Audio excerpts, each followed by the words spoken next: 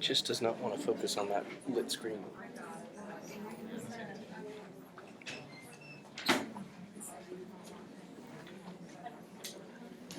As soon as you stand in front of it, it just washes it out. Yeah, it's kind of one of those either or. What we wanted to do, especially for the recording, is if we get her voice and the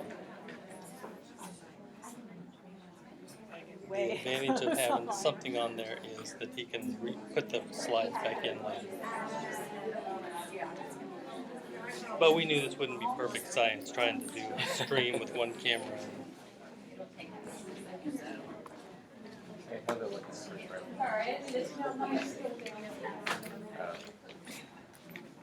I'm going to move next door. Thank you, guys. Okay, go for it. She is streaming now. I haven't started it. She is streaming now. Yes. Okay. The stream's not going right now, should it be? The stream is going right now. Okay. What does it say on the stream? Okay. Says. Okay. Okay. So how's it look? She probably sees me Can kind you of read the smartboard?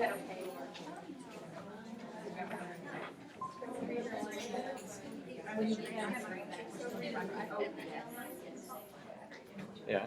If he stands in front of it, it'll wash out for sure. Okay.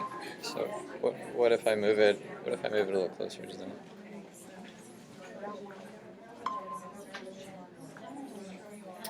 Oh, you must have a delay because there's nobody standing there now.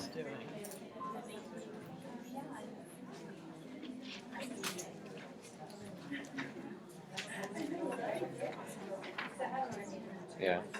Well, it's on there. Okay. Well, that might be the best we can do because there's an enormous window on that side of the room. Okay, well, that's better than mine. All right. Thanks, bye. Okay, so the room that this is watching, there's kind of glare on this from the window top left corner. So if there's anything important there, you might be able to realize it, but the rest of it is good. Okay, that sounds good. Okay.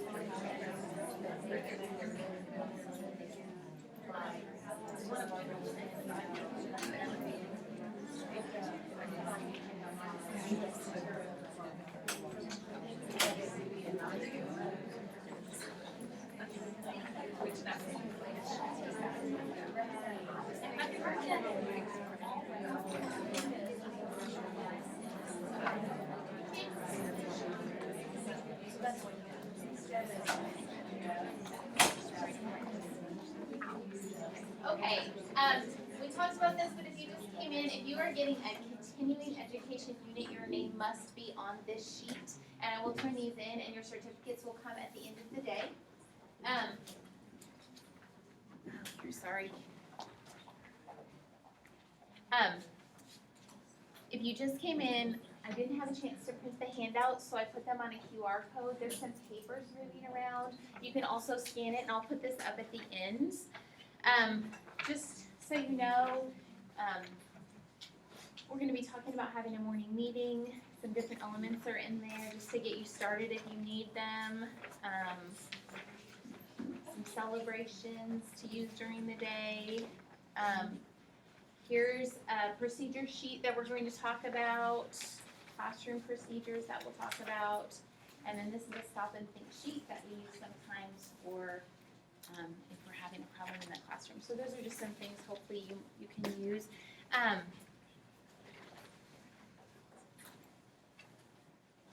right, I'm just going to start these around.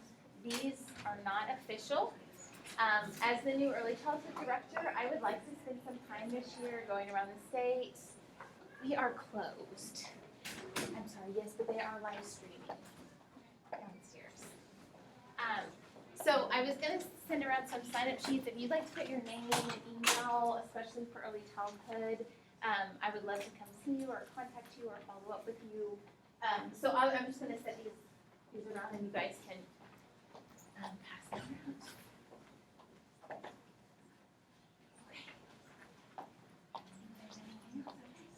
So thank you all so much for coming today. I've been at the State Department since May 31st, so you are my very first official presentation, and I'm glad to see all of you here today. I've taught 18 years in early childhood in the state of Oklahoma City Public Schools, Putnam City Public Schools, and the last 9 years in Piedmont Public Schools. I have two daughters. One will be a senior and one will be a freshman at Piedmont High School. So I wanted to kind of see what you all did. So if you can raise your hand if this is your first year to teach. Anybody first year? Okay, raise your hand if you're 5 years or less. Okay, very good. 5 to 10 years or 6 to 10 years? Okay, very good. Anybody more than 10 years? All right, I'm so glad to see so many people who have made it for so long. It's really hard to do, I know, and you know, as a teacher, it seems like we're always getting new people in, so it's really exciting to have all this experience. Anybody teaching pre-K? Okay, good. Pre-K in kindergarten. First grade? Okay, that's my spot. I've taught first grade for most of my career, and I love it. Second grade, okay, third, fourth, and then fifth. Anybody above fifth? Okay. And most of my experience really isn't early childhood, but hopefully I've pulled together some strategies that will work for all grade levels. I feel like this is a daunting task to talk about classroom management in 15 minutes because it is something that we could actually talk for, I think, a week about. But I know being here in the summer, hopefully not getting paid, you all are doing wonderful things with classroom management in your own classroom. So as I present, I really want you to pull out what you're doing, what works for you, because what works for you, may help somebody else and that's having struggles. Okay, so I wanted to do some groups. I know we have a huge number of people, but I wanted to can we just make some groups of maybe 4 or so people around you, and I wanted you to talk about something good you've been doing with classroom management and maybe a goal you have this year or something that you've struggled with. So we can talk about what you need first before we talk about what I have prepared. So everybody get together and you need to have a spokesperson. Somebody to tell me one good thing that's happening at your table and one goal that you have for this year. So I will give you about 2 minutes and then we'll go around. So can you guys get together?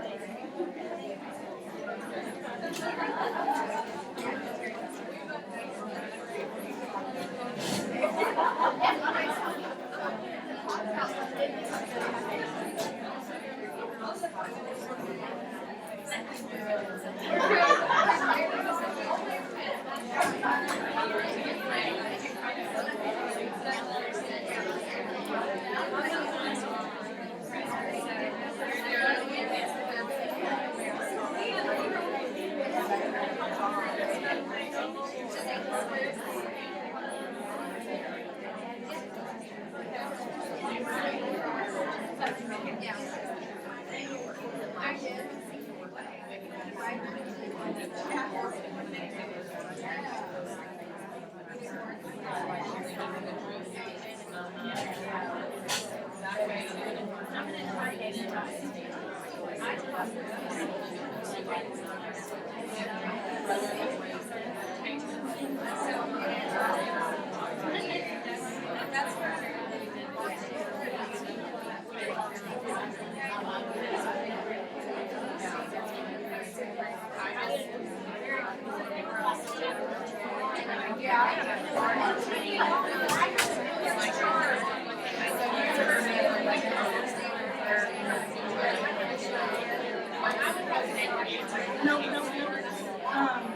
Jean said that she liked PowerPoint talking great presentation. She's doing great.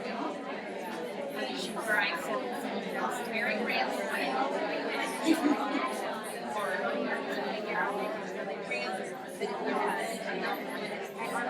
She had a notebook here, but I don't have it.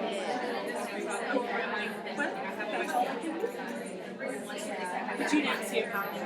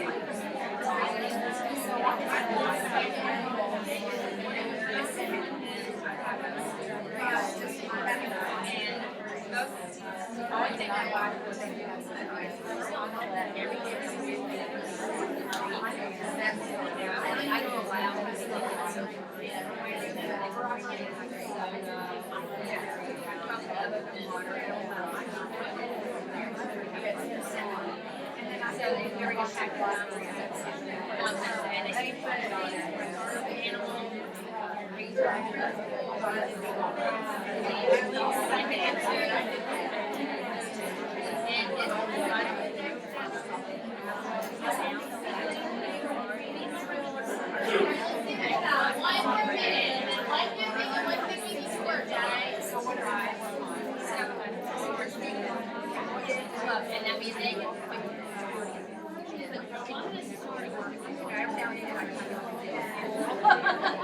you know, so they love it. Now, most time, I can't reward them. That's their attention today.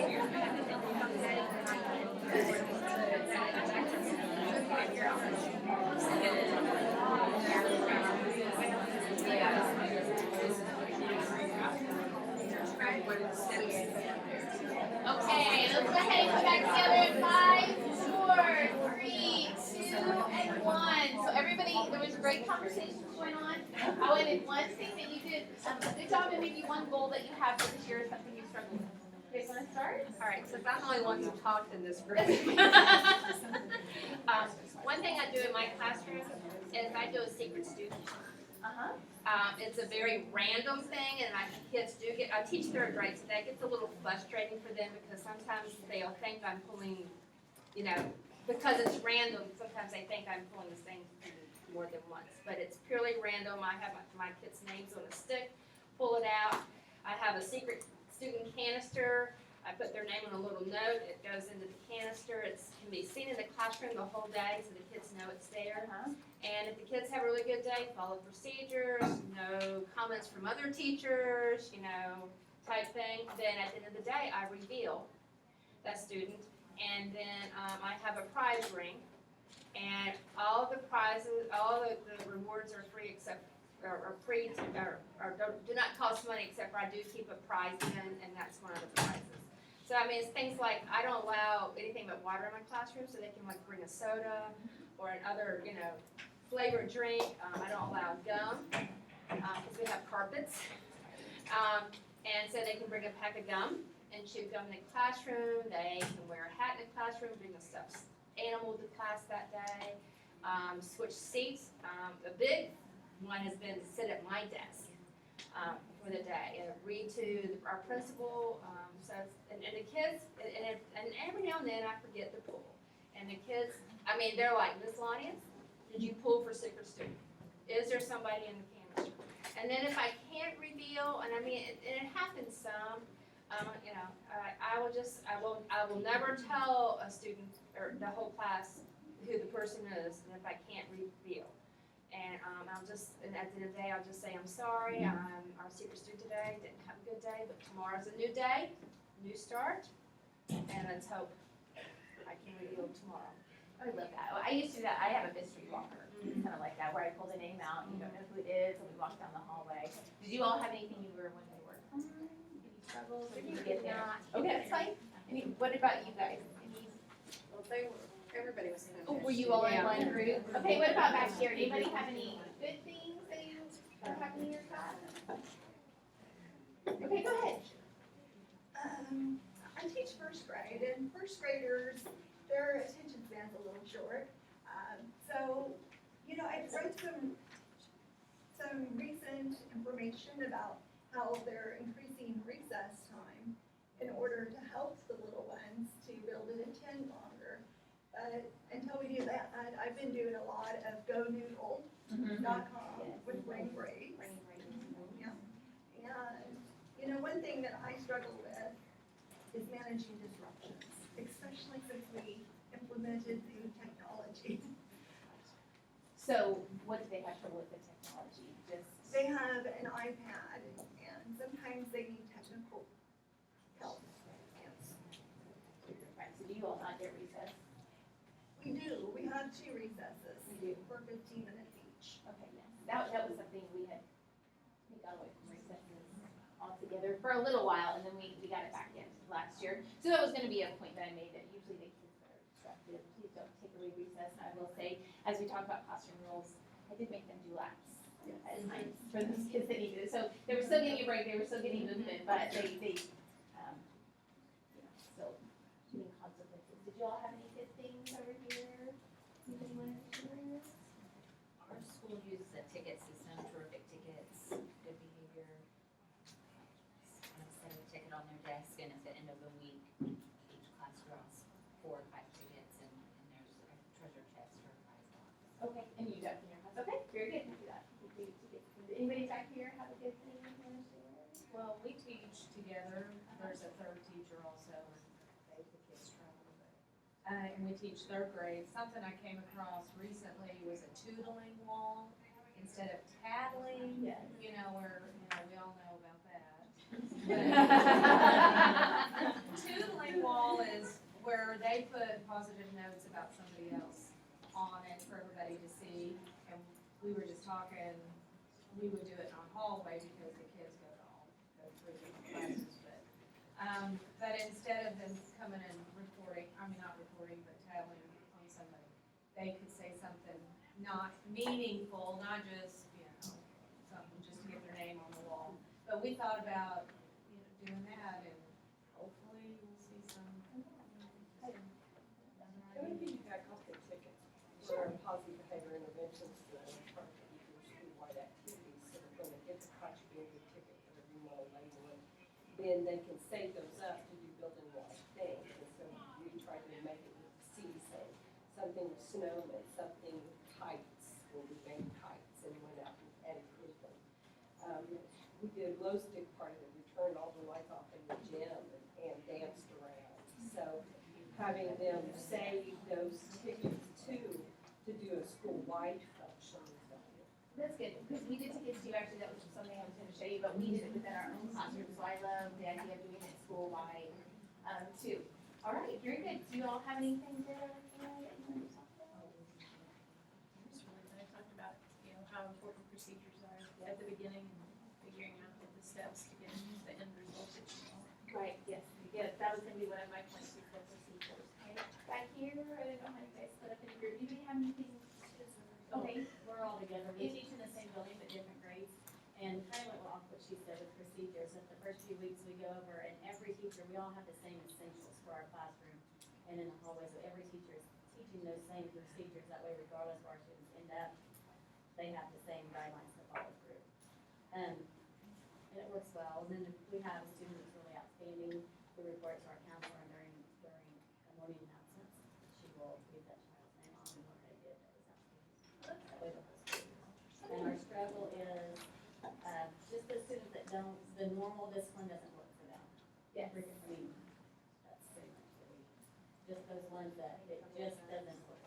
I ideas about classroom community, I think kind of helps with that. We also did DIS, so we had a separate team that really helped those students too. And something that helped with procedures at our school, I don't know if this would be something we want to implement, but you know, on your first day, you have all these kids, all these things that you need to teach. You're trying to teach your classroom procedures, you're trying to teach your lunch procedures, you're trying to teach hallway, bathroom, and I don't know about you, but by the end of the day, I'd forgotten something, and I'd go to bed at night, just like, oh, I didn't know, but I got in trouble because I forgot. We had specials teachers, our counselor, our reading specialist, they actually taught the procedures for the different areas of school. So I was responsible for my classroom, and then we had a schedule, so we would meet in the hallway with our counselor, and she would teach the hallway procedures. Then we meet in the cafeteria with our principal, and she would teach the cafeteria procedures, our reading specialist did the playground procedures. That way, they remembered, everybody got the exact same procedures.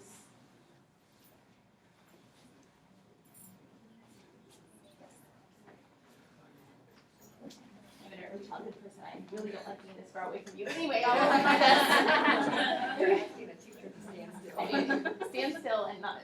And not. I'm early childhood, so Yeah. I'm used to you all being here. Anyway, that was very helpful for me because I didn't have to worry about all those outside areas. The kids, and they all received consistent procedures, and it made a big difference school-wide. So I know that that's not something you can do as a teacher, but if you taught to your building, it was a big. We did something similar. We didn't do scheduled times, but what we do is because the way our first week is, the kids are only out of building in school for 2 days. And so our Right. elective teachers can't do a whole lot, because they only have 2 days. So what they've done is that they've taken the kids during their elective time and they've taught them our cafeteria Right. procedures. That's So a that good idea. way, it's not taken away from our time as far as working with getting all the procedures in place, but Okay, That that's way- that's a great idea that too. way they can teach it, they can have them down there in the cafeteria and then and then it's consistent, again, we have the same procedures for all of our grade levels. Yes, I like that way too. And I will say, we did that the first 2 or 3 days of school, and then we also did it when we came back in January. Because you really have to do those again when you come back in January. So having those other teachers teach the procedures, that's very helpful, I think, to classroom teacher, and again, then teaching them after. It works if they can hear you, I'm sorry. A second. I have to work on the mic after this Getting in session. trouble here, I'm not even really talking. Okay, yes, moving on. Did you all have anything good that was helpful? Well, we use a symbol, some of us use a symbol strategy for going to the bathroom, getting tissues and things that students would just hold up Yes. fingers. Yes, I did that a few years ago, and I don't know why I didn't do that earlier. So one, I think in our classroom was drink, and then we had a tissue, and then they gave you 3 fingers, it was a bathroom, 4 was a pencil, 5 was a question, so we didn't have to interrupt. Okay, anybody back here have anything? I had a tell box, instead of them telling me they had to write it, it was important enough to take up her time, it was important enough to take up their time to write it on a piece of paper and put it in a box. And after school, I could look at it, so if there were any real issues, I could address them, and not that, little Sally is making noises. Okay. Johnny did it. So we have a tattling box where we put the titles in, and then we had was it a tootling wall? Is that what they called it? A tootling wall. Okay, very good. Well, I was hoping that talking within this group, all of the great ideas that you already have would be helpful. When I think about classroom management, there's 3 aspects that are so important. Have an atmosphere of respect for your students, each other, and then your relationship between your students. You were going to ask them to do things they've never done. You're going to ask them to push themselves farther than they've ever been pushed, and they need to trust that you are doing what's in their best interests. Behavior expectations, we talked about this. In your sharing, having your rules, they need to know how to act. There are students that don't know what they're expected to do in the classroom, so you need to be very clear with your behavior expectations and the consequences and the results of those actions. And then finally, this was also mentioned, classroom procedures. You need to be taught clearly on the very first day and be consistent. So, when I think of an atmosphere of respect, in my classroom, we used a morning meeting. Can you give me a thumbs up? Anybody use a morning meeting in their classroom? This has been transforming for my room. When I was in 2004, I was working on my national board certification, and one of the portfolio areas is classroom community and social studies. And I have to say, at that time, I could not write anything that I was doing to build a classroom community. I think I had a great rapport with my students, worked well with everybody, but really, I didn't have any strategies to build that classroom community. Talked to a friend of mine, a mentor. She introduced me to the morning meeting book, which is part of Responsive Classroom. If you do that, and it is something that I will never give up. We do it every single day in our classroom. I know other teachers do it maybe Monday and Friday. You can do it many different ways that work for you. We do it every single day. Morning meetings, they're in the morning. They set the tone of respectful learning and establish a climate of trust that encourages children to take risks. In my classroom, we have a sharing time for their writing. It's never been a problem for my class for anyone to get up and share their writing. They're not worried about somebody making fun of them. It's a place that they can take risks, and I really attribute it to the work we do during our morning meeting. Also, the morning meeting addresses two human needs: the need to feel a sense of significance and belonging, and the need to have fun. We do silly games with our morning meeting, and I just tell them, we're going to spend 7 hours a day, and if we can't have fun and laugh a little bit, we are not going to make it through the whole year. I'm not going to make it, you're not going to make it. So we have fun. It's a time for us to be together. Morning meeting merges social, emotional, and intellectual learning. I'll show you how I use it as my morning review, but it also teaches those social, emotional skills that I think many times we forget about, or we don't feel like we have time for because we have so many other RSA and different academic that we have to work on. So there's 4 aspects to the morning meeting. Again, pick and choose what works for you. It may not work this year for you to integrate all of these things into your classroom, but these are the 4 parts. So the first one is the greeting. And in my class, we come in, we do all of our morning jobs. We have a carpet. We sit on the perimeter of the carpet. I have a morning meeting leader. They have a special spot by the smart board so that they can, all of my morning meeting are in different slides. So they facilitate that so I can do some of my morning things. And they pick a greeting on my smart board. It's on one of those interactive dice. If you have those, I have them on the dice. So they roll the dice and they get to pick. If you don't have that, you can just have them choose. I do have greetings on the handouts if you haven't done this before. The greetings set a positive tone. They provide a sense of belonging. They help learn names. I'm pretty laid back in class. I don't get too excited about too much, but I really hate it when a child comes up to me and says, so-and-so in the pink shirt just hit me. Well, there is no so-and-so in the pink shirt. Everybody has a name. Everybody is important in this classroom. So I need you to use their name. And also practicing hospitality, just greeting, knowing what to do when you meet a new person. There's 3 aspects of the greeting that I teach them. You need to use a friendly tone.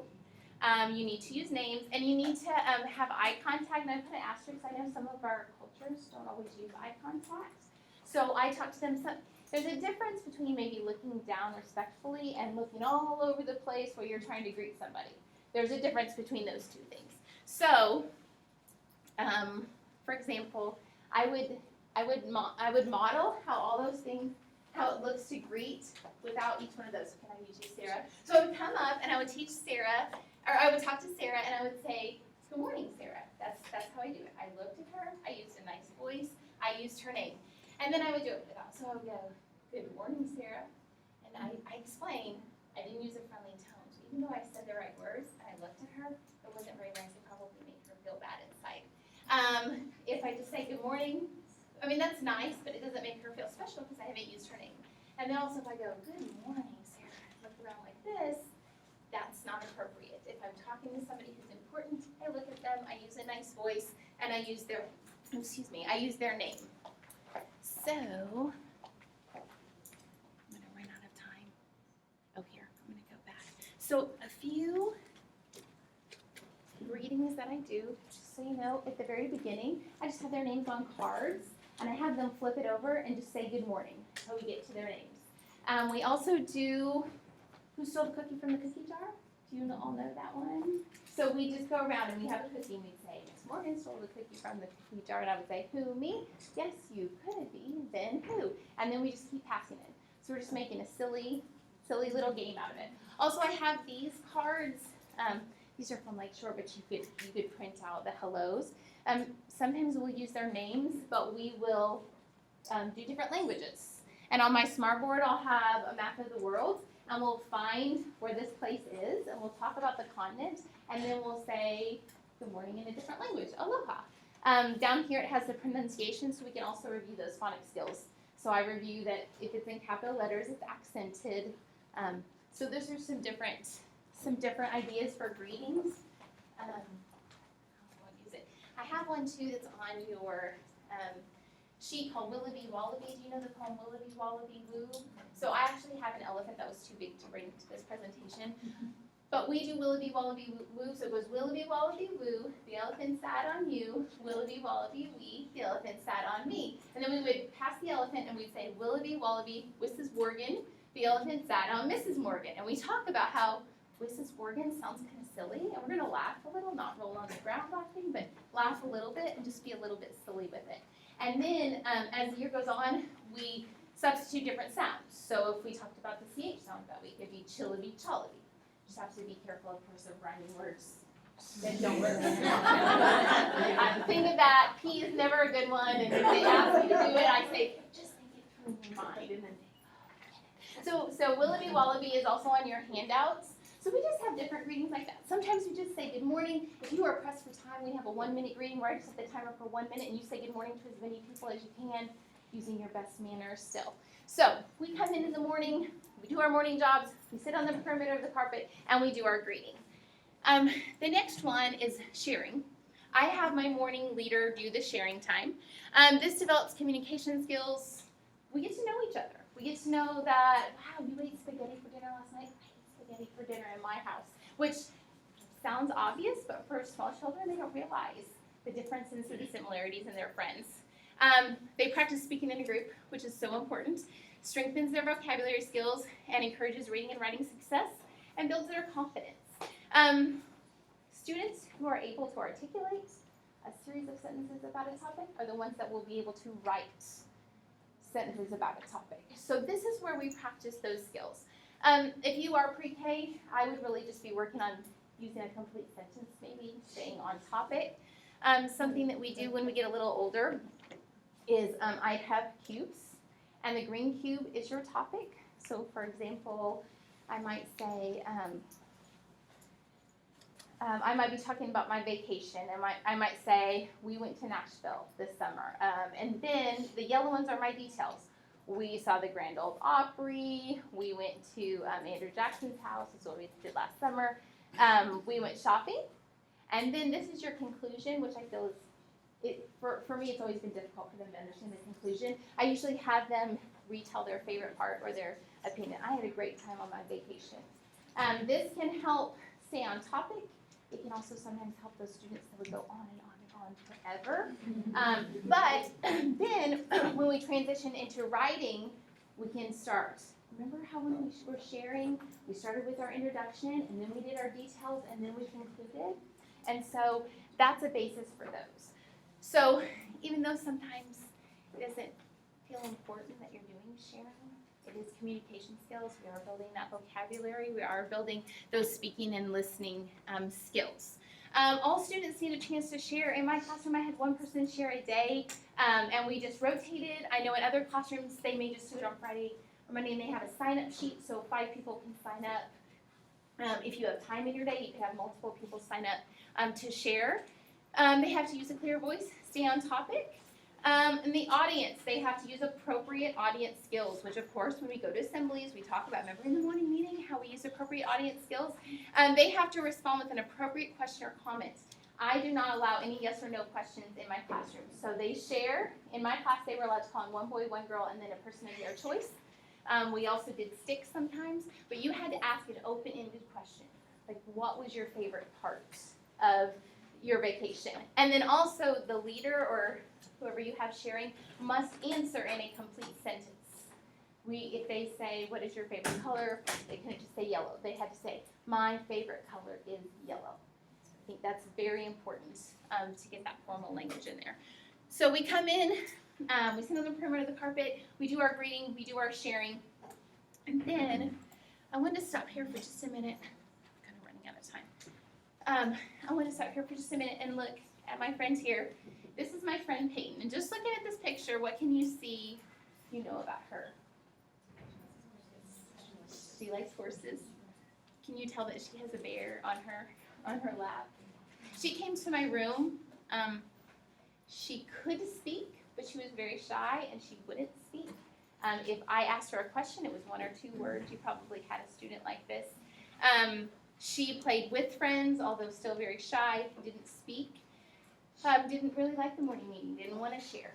Slowly we got her into it. Through the morning meeting, I learned that she loved horses. Took horse riding lessons. This was a talent of hers. Because of that information, when we were talking about informational writing in our classroom, I said she didn't want to do it. Writing was hard for her. She was a fairly benchmark kind of student. We started writing about horses. And you would not believe how motivational that was to her. There was no one in our class that knew about horses. And I used her interests to help her learning. So this is one way that the morning meeting can impact student learning. I hope that I would have figured that out on my own, but I'm not sure that I would have, because I didn't have it without the morning meeting. I didn't really have a time where they could share their interests. So I used their interests that I usually find out during the morning meeting for my classroom. 2 years ago, I had a very athletic group of boys, and our writing center included rosters and sports team names that I had no idea. Last year, we had a class that loved animals. They all loved animals, so we had picture books about animals, vocabulary about animals. I find those things out by this procedure. So this is how I use it to impact student learning. On her lap is our bear Champ. I don't actually like live animals, so I don't have pets in my room. So we have a stuffed animal that belongs to only our classroom. At the beginning of the year, I would just take a couple of my daughter's bears that they didn't want, and I would put them in the classroom, and I'll meet the teacher. They could vote for which animal that they wanted to be their class animal. And then I would reveal it on the first day. And then we would name that class animal, a stuffed animal, and then they would take, each child had a turn taking it home, and then they would write in a journal about what they did. And then we would share it during the morning meeting. Last year, I think I'd run out of stuffed animals at my house, so I just went to Build-A-Bear and took a picture of the 3 cheapest bears that you could possibly make at Build-A-Bear, and I put their pictures on it, and we voted. So that is another way to do classroom community. The next part, we've got the greeting.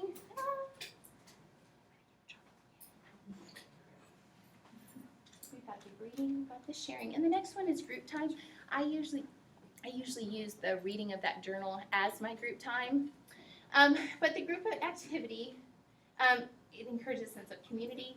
Active participation encourages cooperation and inclusion. Sometimes I would have special needs students that would come into my class only for this period of time because they needed that social interaction.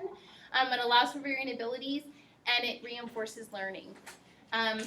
This is a picture of my class, and we were just singing the continent song during our group time because we were talking about mapping and continents. I usually have my little toolbox of activities that are simple and easy to use, and those are my go-to games. And then if I find something else, I'll just integrate it in. But what you want to do, like with all procedures, you want to introduce what you're doing. We talked about when we sing songs, we stay in our square, our hands and feet stay to ourselves, and we sing in an appropriate voice. You model, practice it, repeat it. Gradually, I just have my morning meeting person lead that. Some games, just some ideas. This is also a great time if I didn't get to something in class, I would shove it into this area, so this would be a game time. We sing songs. We do a mystery number. I don't know if you've ever played mystery number, but that's just a math game where you have a number. They guess the number, you tell if it's greater than, less than. Reinforces math concepts. Matchup, you could give them cards, rhyming cards, phonics cards, and they have to find their partner and then report to the class what they have. Headbands, have you played the headband game? Where you put the headband, and it's a cheap little game that I had at my house that you can get from Walmart. You put a headband on, you put a card in there.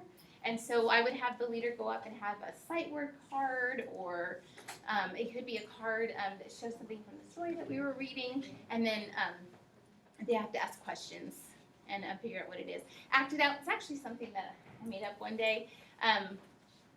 I would hold up a sight word or a spelling word or something like that, and I would have the kids act out what it was, and then I would guess the words. And that's a really good way to find out, especially for multiple meaning words, where they are and how they interpret the words. So we have a greeting time, we share, and then we do a group activity, a song, a little game. In my class, if we were pressed for time, this might be a area that I would do something very short. And then at the very end, to transition into our day, we would do a morning message. This can be very simple. Share and discuss upcoming events, transition into your class day, reinforces language and math skills in a meaningful way, could include calendar activities, class jobs, lunch menu, or other daily routines. I know for the younger grades, this is a good time to put calendar in, those types of activities. Here would be an example of a morning message that I would do. I made a letter, so we talked about the parts of the letter. For the younger students, I just would take out one portion of the date, because to write the whole date would have taken us all morning. If you have older students, they could probably do this.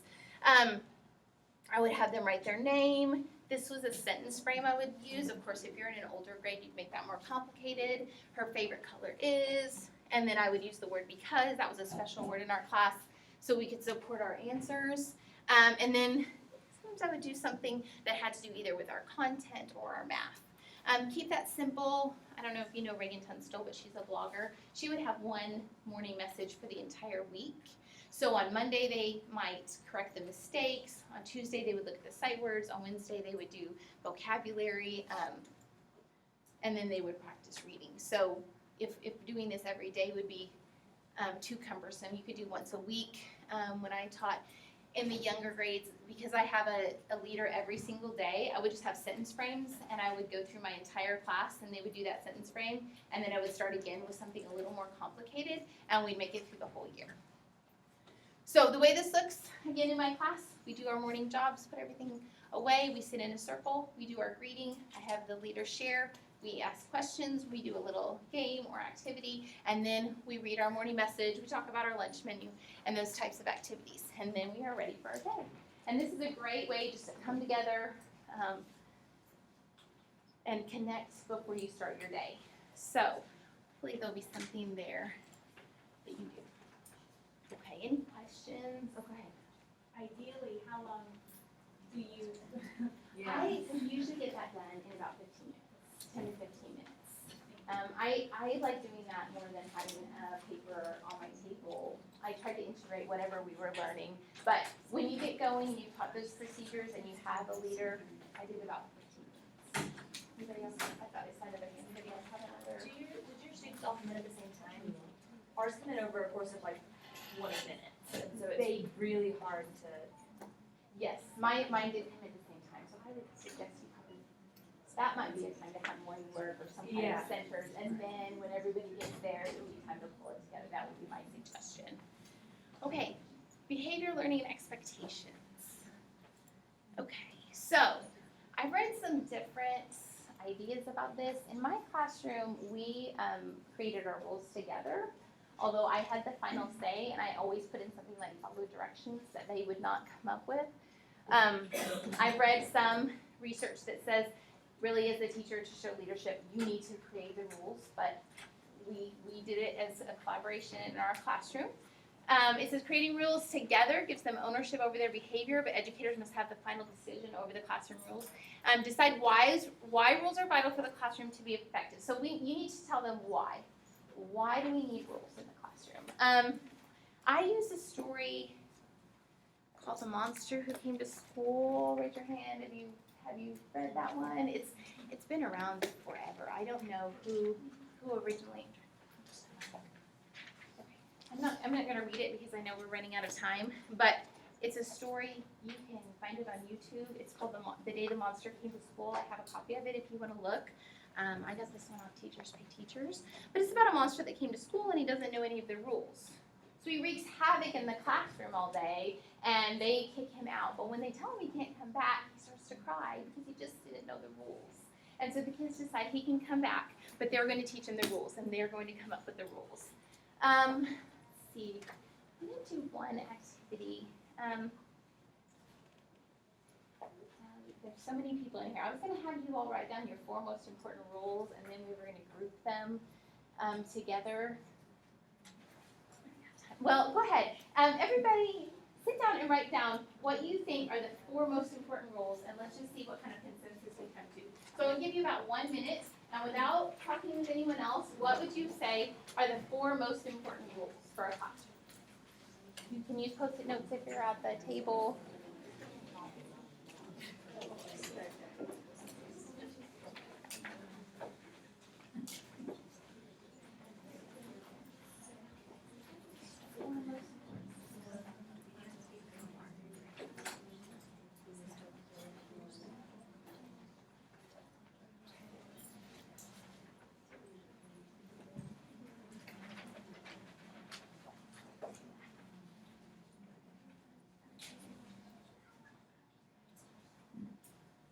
Okay, somebody tell me what's 1. What was the most important rule? Be respectful. Be respectful, very good. So if you have that one, mark it off. What's another rule that would be different than that one? Be responsible. Be responsible, okay? Different one? safe. Be safe. What was my head? Anybody number 4? Listen when someone is speaking. Okay, very good. Something where, I think it's a good point to tell them too. It's important that you listen to one another and you're also listening to the teacher. So usually those are the main 4 rules that you're going to come up with in class. Usually, the way I do it, especially with young children, if you were older, you could have them write down the rules, maybe on Post-it notes, and then you could sort them and group them, and then make your overarching rules. For young students, I have them list what they want to see in the classroom. It cannot be a list of do not hit, do not kick, of course do not throw chairs. Somebody always comes up with that one. They have to tell me, you always have that one. They have to tell me, what do you want to see in your classroom? I want people to be nice. I want my friends to be nice. I want to work hard. I want to learn. And then we create our rules from that. Your rules should be clear. Everybody should understand them. Complete, they should include all behaviors. If you're getting on to a child because of a behavior, it should tie back to one of your rules in your classroom. And be consistent. I know when I'm in your shoes and I'm sitting here in the summer taking a class about classroom management and somebody tells me to be consistent, I always think of the day when I let little Johnny just sit under the table and throw a fit because I could not take it anymore, and for the safety of all of us, he just sat there and did it. But that happens sometimes, but try to be consistent, especially with those difficult children. They really want you to be consistent. They want you to set boundaries. They want you to show that you care enough about them to enforce those rules. So on the first day, we'd read a story like this. I also brought some other books, like No David is a good one. And we talk about our rules, and then we make a list. We brainstorm what the rules look like and sound like. So if you have be respectful, what does that look like in our classroom? What does it sound like in our classroom? And we make sure that we understand that. Now, we also do PBIS in our school. Are you all familiar with that program? It is a part of the State Department website, and they have OTIS, which is Oklahoma Tiered Intervention Systems of Support. It's in the same section as RTI, just like RTI goes in intervention levels. PBIS, Positive Behavior Intervention and Support, goes in levels of behavior problems. One thing they suggest is you have a word that's consistent throughout your building. In ours, it was pride, so we had pride rules. So in every part of the building, P means prepared, R means respectful, I means integrity, D means discipline, E means effort. We talked about what that meant in our classroom, and that's what this is. So in our classroom, prepared means be ready, respectful means be nice, integrity means do the right thing even when no one is watching, discipline means use self-control, and effort means try your best. We said those at the morning meeting every single day. And I had actions. So it was prepared means be ready, respectful means be nice, Integrity, which this was a heart, means do the right thing even when no one's watching. Discipline means use self-control. And effort means try your best. So we talked about them every single day, or we recited them. This was a chart we had for our school. This was how it related to my classroom. This is how you would show pride in the bathroom, the cafeteria, the hallway, the playground, and arrival and dismissal time. So you're welcome to look at that. So it didn't matter where I was or which kid in our school I was talking to. If I said, I want to see your pride, they knew what I meant. In our classroom, I had these frames, but these were our pride rules. Ms. Morgan's class has pride, and I made them sign the frame with a dry erase marker. So I could say, I know you're not doing exactly the right thing, but remember how you signed your name that you were going to follow the rules in class? So I just had them on the wall, like this. I do not have the E. They were in frames. The E was lost on a day where everybody was doing exactly what they were supposed to be doing, but somehow the frame was shattered on the floor. So you know how that goes. So I don't have that, but I had those on the wall. So these were our rules in the classroom. So make sure your rules are clear. You have them posted again. If you have a poster where you can have the students sign, they love to sign their names, anything that you give them. And that, again, gives them a sense of ownership. Okay, so now this is, I believe, one of the most difficult parts of the classroom. How do educators respond to behavior and what works? When I first started, I used color cards. I had my rules, I had my consequences. I didn't like listing the consequences because consequences might be different for different actions. So it was difficult for me to always stay consistent because if you messed up the bathroom, you went and cleaned the bathroom, or you can't sit with our group, you need to move away from our group. So they would move the color cards. The problem with that, for me, maybe you use color cards, is that if so-and-so Susie was very good, and then one day she didn't do the right thing, and I would change her color card, she would be devastated. I would get a call from mom, what happened? And so I would not change her card just because, I didn't want to devastate a little child that was usually doing a good job. So color cards did not work for me. I moved into the clip chart. And again, we have teachers that use clip charts very effectively. My problem was I never remembered to put them up. Because we would be teaching and working, all of a sudden it's 3 o'clock, everybody's still on green, or maybe the 1 or 2 people that moved down. And it wasn't intentional, I just forgot. So that's a good system too, if you can remember. So we went to a ticket system. And there were some people in here that talked about tickets in their classroom. Again, when we started the tickets, I forgot to give them out. So we get to the end of the day, I forgot about the tickets. So what I did, and this is just a suggestion, was I gave everyone just 3 coins. You could use cubes, whatever you had, and they kept them in a little pocket in their desk. And if they didn't do the right thing, they just quietly gave me a coin. I would just say, give me a coin. Very quiet. It wasn't public. I didn't have anything posted. And at the end of the day, they got a ticket for every coin they had left. Plus, I also gave them out during the day for good behavior. But that way, I could ensure that if they at least got something, because we're just busy. We have lots of children, we have lots of groups, lots of things to think about. So that was how I solved that problem. And I know somebody mentioned this. I had a notebook piece with all these different activities so that they did paper tickets. In my room, we did it by tens because we need to learn tens. So we had activities for 10 tickets, 20 tickets, and 30 tickets. If you were older, I would do some different denominations to get their mind thinking about those numbers. So that was how we did, that is how we did that. In the PBIS, for the most part, most of your students will respond to something like that. I had a few students who would not. They had a little different system, and it just depended on the students. Some of them I had boxes on their table, and every time I had to give them an extra warning, I would check mark the box, and every check mark was a lap. And then if I had one of the students that was very difficult, and I really tried to integrate them into the morning meeting, make a connection with them. I also had a team of people who would come in and reinforce behavior with those students. What kind of team? It was a behavior intervention team. Usually was our counselor, our special needs, and our principal. And they all we had a team meeting and we talked about the best intervention and depending on that student. 55 or times that? Okay. Okay, so I will really quickly, what? So sorry, we're running late.